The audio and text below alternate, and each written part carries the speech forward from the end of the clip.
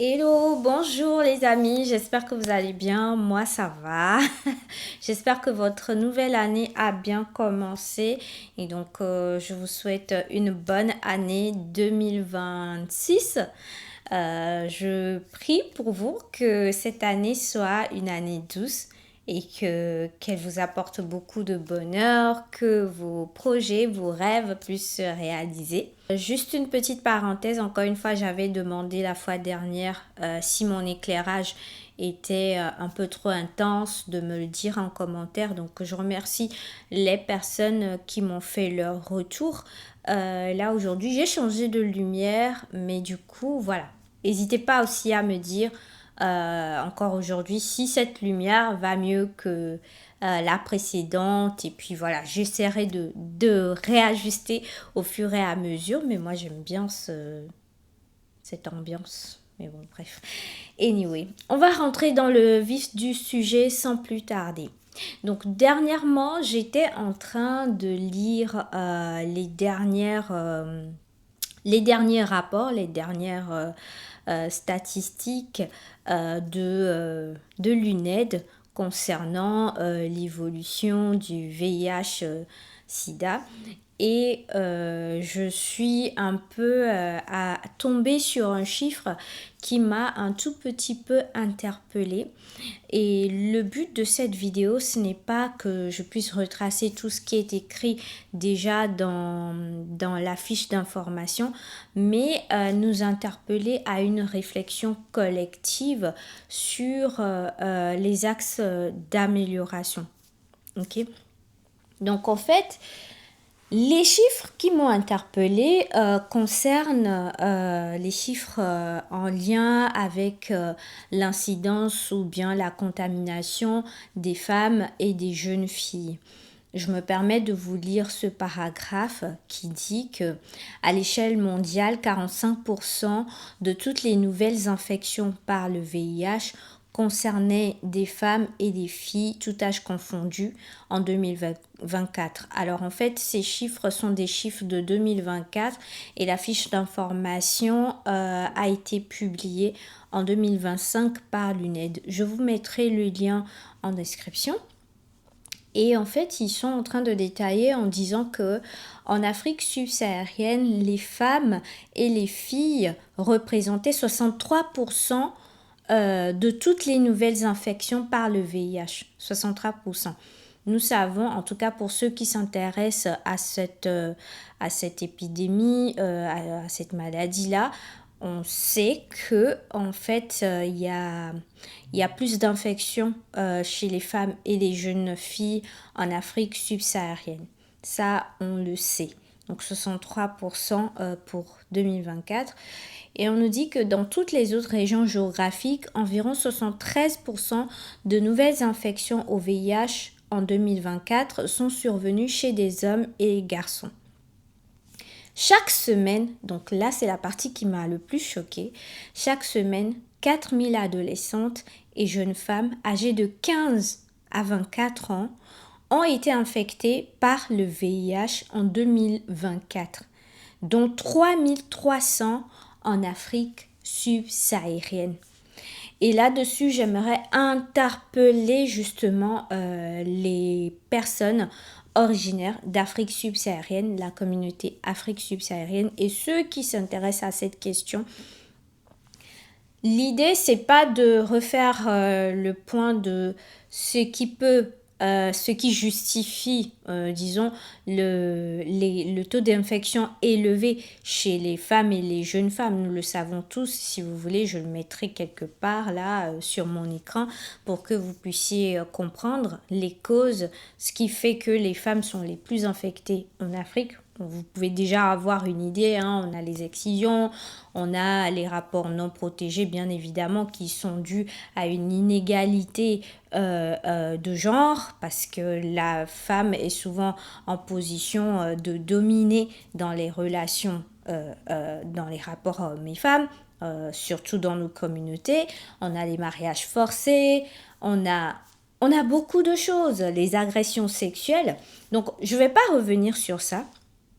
Mais comme je le disais, un peu plus en amont, je veux parler des axes d'amélioration. Moi, quand j'ai lu ce chiffre, ou bien ces chiffres, il m'a semblé utile que nous devons travailler sur deux axes principaux.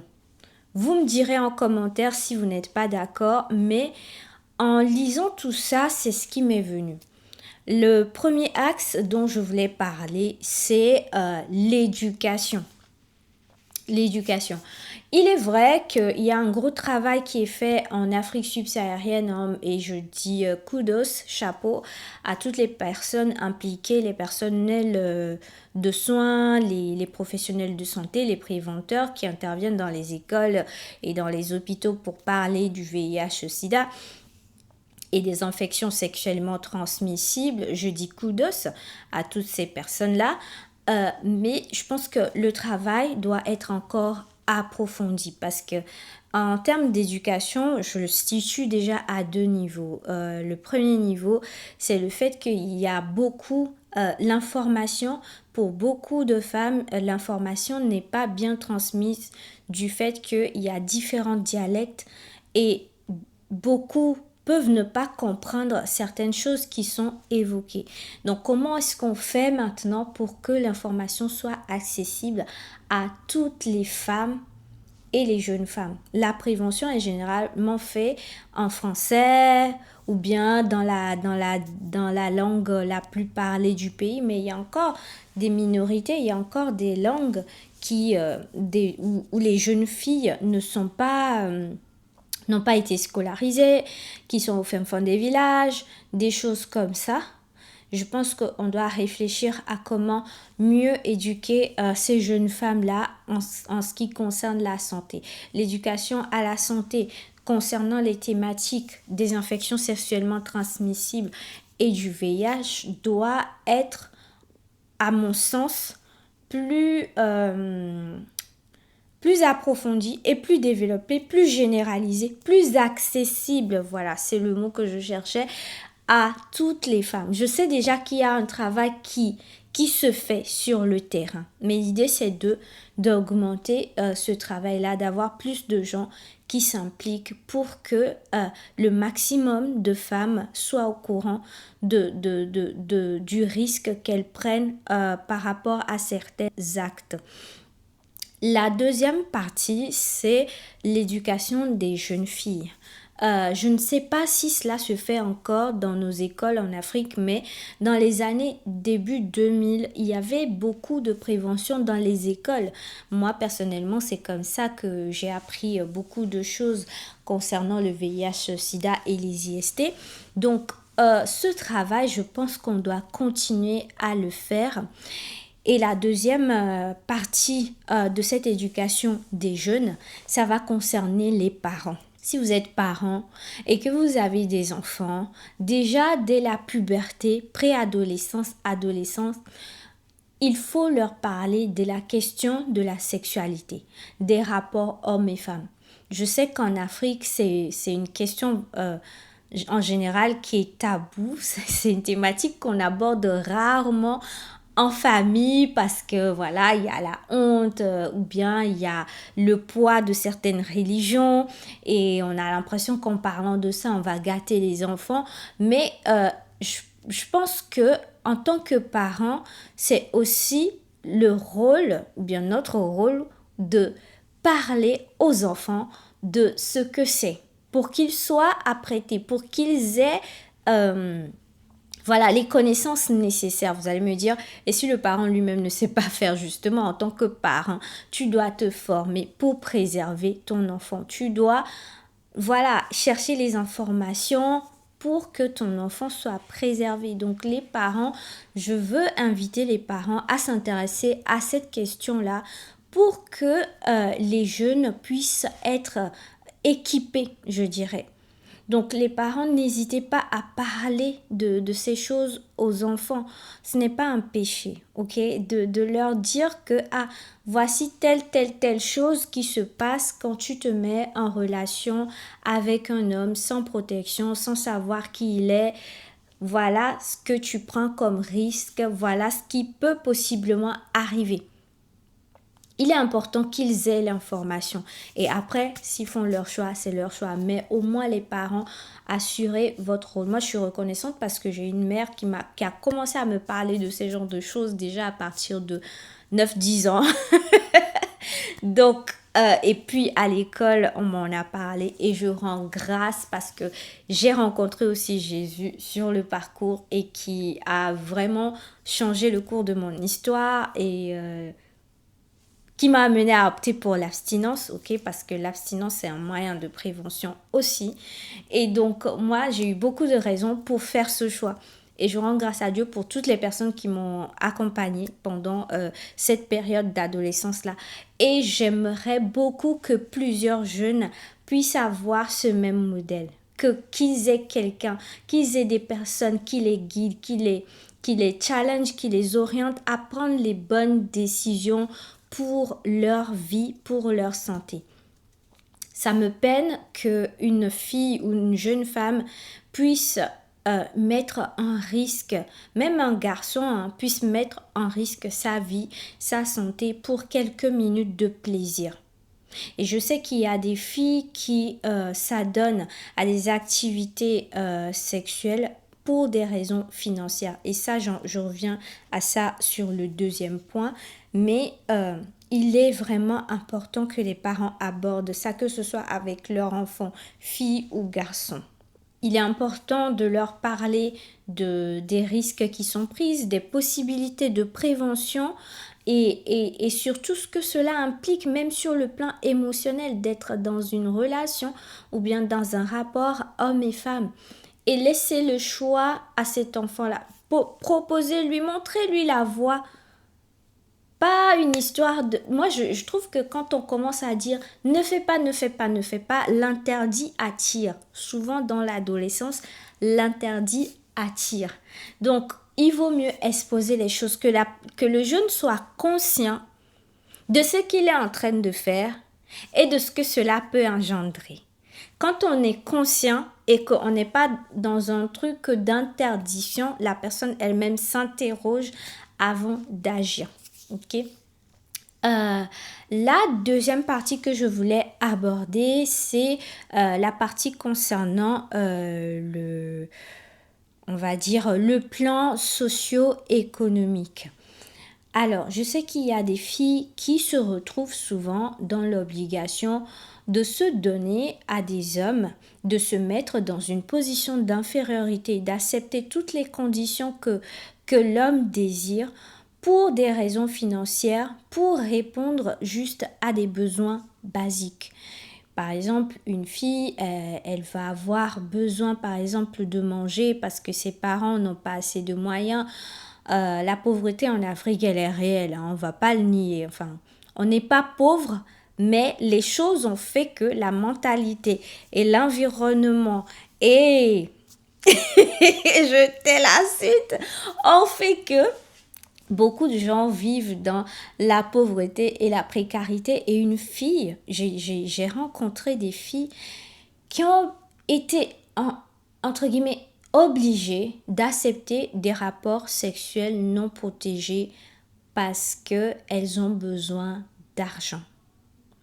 Et elles se sont retrouvées avec une infection sexuellement transmissible et le VIH. Et ça m'a beaucoup peiné. Enfin, entre parenthèses, j'ai travaillé dans le milieu en Afrique puis en Europe. Et en fait, cette réalité, moi, ça me peine. Parce que mettre ta santé et toute ta vie. C'est vrai, aujourd'hui, on a les traitements. Une personne qui prend bien ses traitements et qui est séropositive peut vivre aussi longtemps qu'une personne saine. Oui, c'est vrai, mais est-ce que ça vaut le coup de prendre ce risque? Est-ce qu'on ne peut pas éviter ce qui est évitable? Et j'en ai vu ces filles, je ne parle pas de celles qui ont délibérément fait le choix d'avoir une transaction monétaire contre leur corps. Je ne parle pas de ces filles-là, je parle de celles qui ont été poussées à cause de la pauvreté et de la précarité à accepter des conditions qu'elles n'auraient jamais acceptées si elles avaient le minimum pour subvenir à leurs besoins.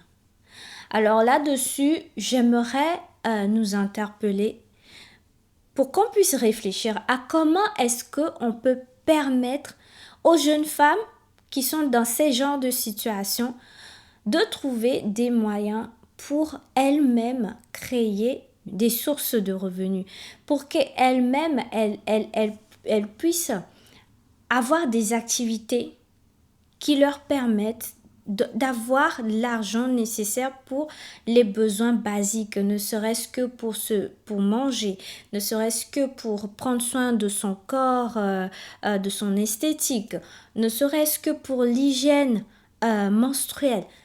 Comment on peut faire pour que ces jeunes femmes soient accompagnées et qu'elles ne se retrouvent pas dans l'obligation de devoir faire quelque chose qui est contre leurs valeurs, contre leurs ambitions, pour quelques minutes, pour une situation qui va durer juste sur un temps, mais elles mettent en risque leur vie entière. Qu'est-ce qu'on peut y faire?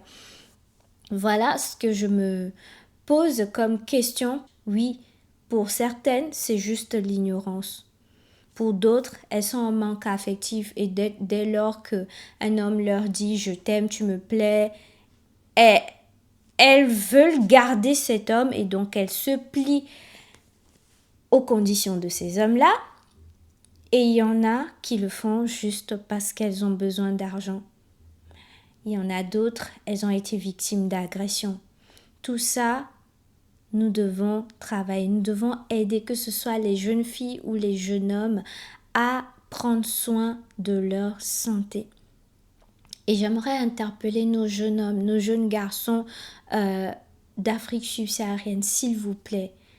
S'il vous plaît, je sais qu'il y a cette conception de « Ah, moi, le préservatif, non, ça ne me permet pas d'avoir la sensation que... » Mon gars, pardon, c'est pas à cause de ta sensation de quelques minutes là que tu vas mettre en jeu ta vie et la vie d'une autre personne. Je sais pas comment l'expliquer, mais... Je pense que c'est vraiment égoïste de se dire à cause de moi ce que j'ai envie de ressentir pendant cet instant-là de quelques minutes, je suis prête à mettre en risque ma vie et celle d'une autre personne, quoi. C'est vraiment égoïste. À la limite, pour moi, c'est de la méchanceté. Donc vraiment, nos jeunes frères ou bien nos frères, nos papas, d'Afrique subsaharienne ou d'Afrique entière, s'il vous plaît, ça va pas vous tuer, ça va pas vous enlever votre entre guillemets plaisir ou sensation. Je sais que beaucoup ne peuvent pas pratiquer l'abstinence compte tenu de plusieurs raisons qui sont souvent spirituelles, ok, on le sait, et je ne veux pas rentrer dans ce détail aujourd'hui parce que je sais qu'il y a un moyen de s'en sortir. Je le sais, je l'ai expérimenté, il y a un moyen de s'en sortir. Mais si vous ne pouvez pas pratiquer l'abstinence, au moins protégez-vous. Protégez-vous et protégez vos sœurs. Protégez vos sœurs. Tu ne peux pas dire à une fille qu'elle te plaît, que tu l'aimes et en même temps tu lui fais du mal. En même temps tu lui transmets un virus qu'elle aura à vie. Tu lui transmets une maladie sexuellement transmissible qu'elle aura à vie. Ça, ce n'est pas aimer. Ça, c'est pas s'intéresser à l'autre. Je pense qu'on peut faire mieux. Je vais m'arrêter là parce que la vidéo devient très longue et je n'aime pas les vidéos très longues. Donc, on abordera d'autres sujets prochainement. Si voilà ce que j'ai dit vous intéresse ou vous voulez qu'on approfondisse sur un point, n'hésitez pas à le mettre en commentaire et à vous abonner si ce n'est pas encore fait. J'attends aussi vos likes. Déjà, je vous dis merci, un grand merci pour vos soutiens. Et votre soutien, on dit plutôt. Français, mon Dieu. Bon, les amis, je vous souhaite une très bonne journée, nuit, après-midi, ça dépend de où vous êtes en ce moment et vous êtes en train de suivre cette vidéo. Et je vous dis à très bientôt pour une nouvelle vidéo que j'aurai le plaisir de partager avec vous. Voilà, ciao.